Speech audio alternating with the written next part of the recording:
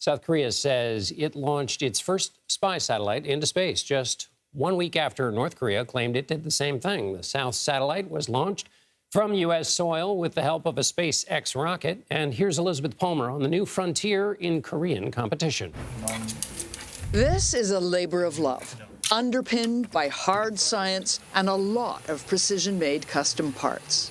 It's the Korea Aerospace Institute Model Rocket Club's latest design. And the students hope it will be another winner. Their last one blasted off straight up to 1,300 feet and took first place in the university's rocket challenge. Club president Jae Hyung Park. I think it's the best period for researching the rocket in Korea ever. It may also be the most ominous. Last month, North Korea, with dictator Kim Jong-un watching, successfully launched its first military spy satellite. The U.S. and its Western allies called it a thinly disguised missile test that flouted a UN ban. North Korea called it a triumph that would help its military be prepared for war. It was third time lucky for North Korea. 2 previous launches this year had crashed. So when South Korea's Navy recovered chunks of the rocket debris, retired General Hong Chil-kim said they were intelligence gold. This is the, I think, the first stage. Rocket housing? Rocket housing. South Korean and U.S. military analysts pored over the pieces to learn more about both the rocket and its satellite. A few days ago, North Korea said it had snapped pictures of the White House and the Pentagon from space. Provocative, yes, but no big deal, really. Commercial satellites do it all the time. The question is, can North Korea do better than this and get far more detailed pictures for military surveillance? Most experts think not, or not yet. Meanwhile, this past weekend, South Korea sent its spy satellite into orbit. The launch from California aboard a SpaceX rocket was flawless. That satellite is for monitoring the North Korea area to see whether or not North Korea is developing other types of missiles or munitions so that we can prepare for the possible attacks from the North Korea.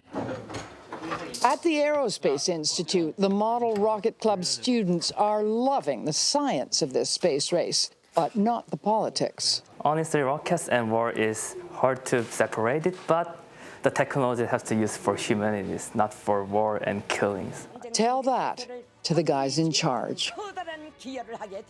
Indeed. Elizabeth Palmer joins us now. Liz, does this satellite escalation necessarily mean that there's a possible escalation of conflict, or could it somehow ease the pressure on that? Well, a lot of defense analysts think it could ease the pressure in the sense that it could stabilize the situation on both sides of the border. If both sides can see exactly what the other is doing and can see that there are no preparations for an invasion, then they wouldn't be tempted into a preemptive strike. But of course, any big spending on big military hardware obviously inches the possibility of war forward a little. Right. And of course, we're talking about the North Koreans have some kind of nuclear capability, and then the U.S. protects South Korea with its nuclear capability. So how real is all of that going south as a result of this escalation? The stakes are so high. And I think military analysts just think a small mistake, a clash at sea, for example, could just escalate out of control very fast. I remember a conversation I had with U.S. Space Command in South Korea. They monitor the skies, and every time they know that there's a piece of space debris that's going to enter the Earth's atmosphere and flame out and look like a bright spot in the sky, moving spot, they disseminate the information on every platform they can to make sure the North Koreans see it, so that the North Koreans one night don't look up, see a bright spot in the sky and think, oh, you know, here comes an incoming U.S. missile. And before you know it, it's all kicked off.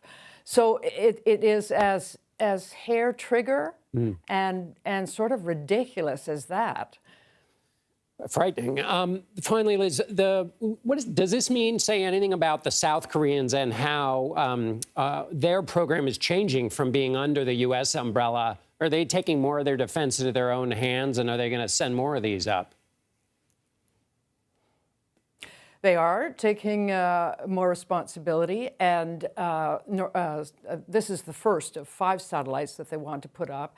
The U.S. welcomes that kind of self-sufficiency, but you have to bear in mind that it's a drop in the bucket. When you consider the U.S. military intelligence presence in South Korea, it is world-class, the best in the world. It's extremely sophisticated, enormous.